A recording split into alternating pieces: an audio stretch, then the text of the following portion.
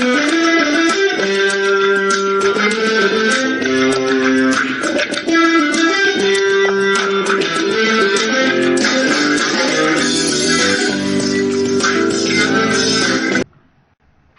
साथियों, आज हम बात करने वाले हैं दी माइंस रूल 1955 के चैप्टर नंबर 4B के बारे में। ये है workman inspector and safety committee. Workman inspector किस तरह से काम करता है, उन्हें कौन बनाता है और उनके क्या क्या काम होंगे, इसके बारे में आज हम इस वीडियो के अंदर पूरा डिस्कस करने वाले हैं। सो दी माइंस रूल 1955 का रूल नंबर 29Q यहाँ पर है workman inspector. Workman inspector rule के अंदर हमें यह बताया गया है कि ऐसी माइन जिसमें 500 या उससे अधिक पर्सन अगर एम्प्लॉयड हैं, किसी माइन के अंदर 500 से ज़्यादा अगर एम्प्लॉयड हैं या 500 हैं, तो वहाँ पर जो है ओनर, एजेंट और जो मैनेजर होगा वो क्वालिफाइड तीन एम्प्लॉयज़ को जो है माइन के एम्प्लॉयज़ की ओर से जो है माइनिंग ऑपरेशन के लिए, इलेक्ट्रिकल इंस्टॉलेशन के लिए, इलेक्ट्रिकल वर्क से रिलेटेड और मैकेनिकल इंस्टॉलेशन के लिए हर एक के लिए एक टेक्निकल एक्सपर्ट जो है यहाँ पर नियुक्त करेगा।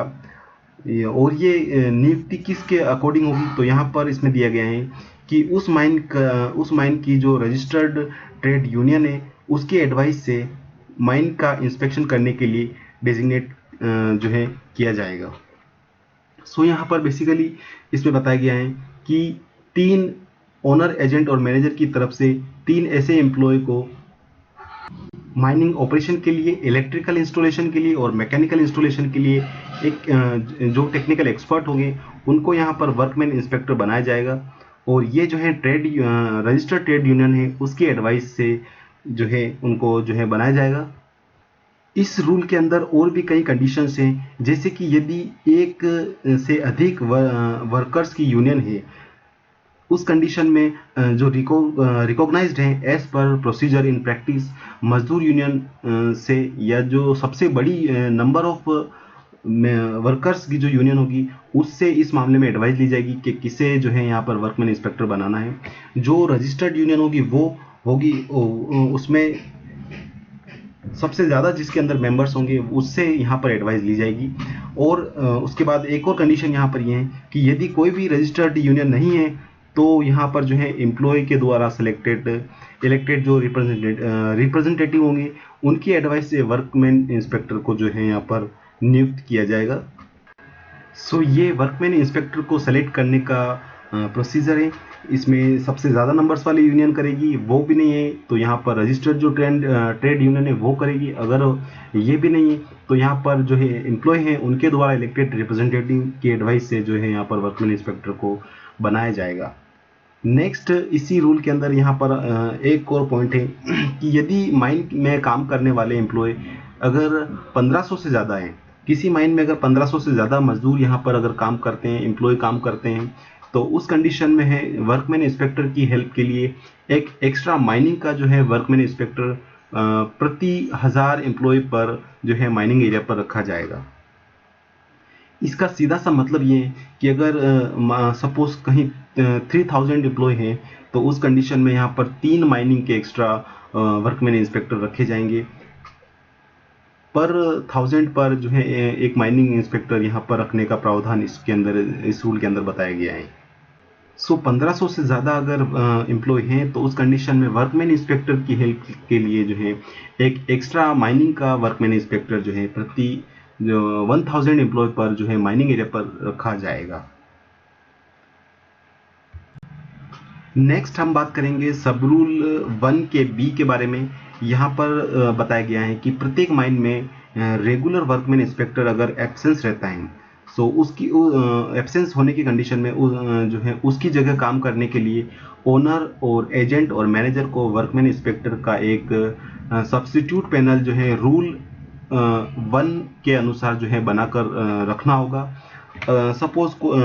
यहाँ पर जो है वर्कमैन इंस्पेक्टर को बनाया गया है और उस कंडीशन में अगर वो रेगुलर जो है एब्सेंस रहते हैं, उस कंडीशन में ओनर और एजेंट और मैनेजर की ये ड्यूटी होगी कि उनको यहाँ पर एक सब्स्टिट्यूट पैनल उनकी जगह काम करने के लिए बना के रखना होगा। सब रूल सी में यहाँ पर हम देखेंगे कि सब्स्टिट्यूट पैनल जो है वर्कमैन इंस्पेक्टर हैं उनके अलावा अगर वो एब्सेंट होते हैं तो यहाँ पर सब्स्टिट्यूट पैनल जो है मैनेजर, ओनर और एजेंट बनाएंगे और उसमें जो है माइनिंग, मैकेनिकल और इलेक्ट्रिकल इंस्टॉलेशन और जो भी ऑपरेशंस हैं उसके लिए प्रत्येक के लिए कम से कम एक वर्कमैन इंस्पेक्टर रखा जाएगा। सपोज यहाँ पर कोई इलेक्ट्रिकल का बहुत ही बड़ा कोई काम है, कोई ट्रांसफार्मर अगर जो है इंस्टॉल करना है अंडरग्राउंड के अंदर, ओपन कास्ट के अंदर, और यहाँ पर जो है उसका वर्कमैन इंस्पेक्टर एब्सेंट है, उस कंडीशन में जो सब्स्टिट्यूट पैनल का इंस्पेक्टर होगा, वर्कमैन इंस्पेक्टर, वो यहाँ पर ये देखेगा। सपोज किसी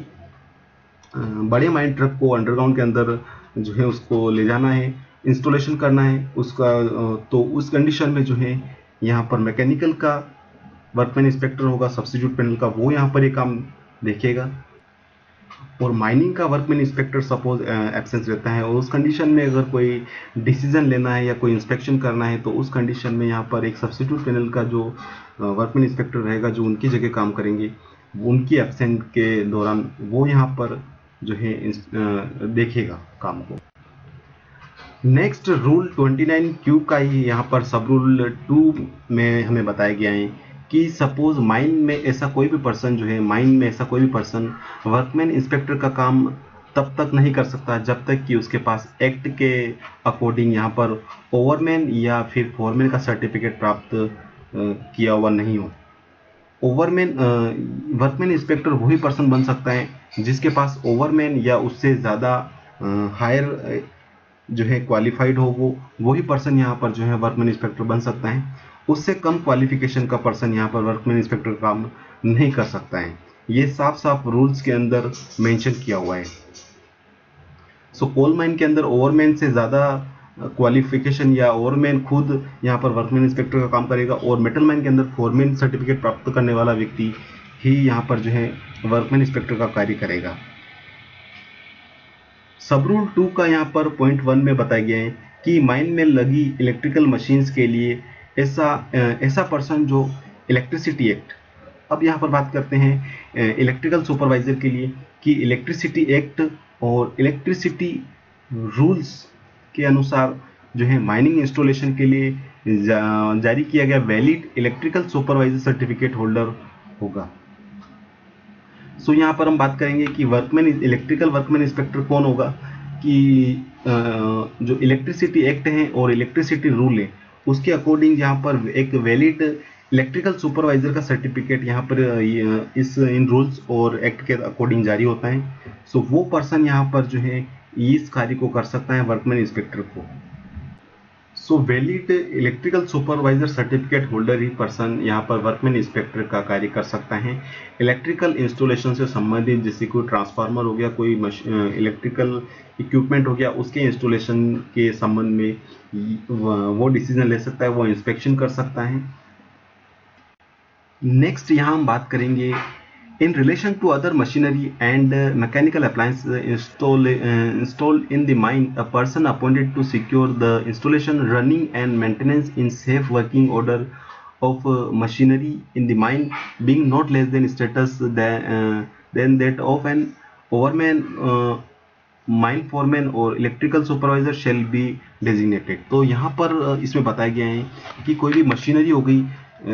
हो गई उनको अगर जो है यहाँ पर इंस्टॉलेशन का काम हो, रनिंग का काम हो या उनके मेंटेनेंस का काम हो, इस काम को देखने के लिए वर्कमैन इंस्पेक्टर जो होगा वो ओवरमैन, फोरमैन या इलेक्ट्रिकल सुपरवाइजर से कम नहीं होगा। वही पर्सन यहाँ पर इन सभी कामों को देख सकता है, उनका इंस्पेक्शन कर सकता है और उनको जो है यहाँ पर रनिंग करवा सकता है, मेंटेनेंस करवा सकता है। वही पर्सन यहाँ पर वर्कमैन इंस्पेक्टर का कार्य कर सकता है जो ओवरमैन, फोरमैन और इलेक्ट्रिकल सुपरवाइजर से कम का नहीं होगा। अब यहाँ हम बात करेंगे इस रूल के अंदर सब रूल बी के बारे में कि वर्कमैन इंस्पेक्टर को अपॉइंट किया जाएगा, लेकिन उसे एक्सपीरियंस टोटल यहाँ पर कितना होगा उसके बारे में बात करेंगे। सो उस पर्सन के पास जो है उस पास माइन का काम कम से कम 5 ईयर का जो है उसके पास टोटल एक्सपीरियंस होना चाहिए, और यहाँ पर 2 वर्ष का जो एक्सपीरियंस है उसे उसी माइन का होना चाहिए जिस माइन के लिए उसे नॉमिनेटेड किया गया है। सो टोटल वर्कमैन इंस्पेक्टर के लिए सपोज कोई भी अगर वर्कमैन इंस्पेक्टर बनता है तो उससे टोटल 5 ईयर का एक्सपीरियंस होना चाहिए, और 2 साल का एक्सपीरियंस उसे उसी माइन में होना चाहिए जिस माइन के लिए उसे जो है नॉमिनेटेड किया गया है। सब रूल सी के अंदर यहाँ पर बताया गया है कि वर्कमैन इंस्पेक्टर की ट्रेनिंग का प्रोसीजर क्या होगा। सो यहाँ पर सेंट्रल के द्वारा अप्रूव्ड होगा और चीफ इंस्पेक्टर के द्वारा जो है जनरल और स्पेशल ऑर्डर्स के अकॉर्डिंग यहाँ पर इसका एक सिलेबस, पर्टिकुलर सिलेबस बनाया गया है जिसके अंदर कम से कम जो है उन्हें 2 घंटे के 30 लेक्चर और डेमोन्स्ट्रेशन वाली एक ओरिएंटेशन ट्रेनिंग प्राप्त कर ली हो, वो पर्सन यहाँ पर जो है वर्कमैन इंस्पेक्टर का कार्य कर सकता है। ये एक प्रॉपर सिलेबस इसका जो है डिज़ाइन किया हुआ है, उसके अकॉर्डिंग यहाँ पर उन्हें ट्रेनिंग दी जाती है और 30 लेक्चर्स और डेमोन्स्ट्रेशन जो है क्लास है वो कम से कम 2 घंटे की होती है। सो ओरिएंटेशन ट्रेनिंग प्रोग्राम प्राप्त किया हुआ पर्सन यहाँ पर जो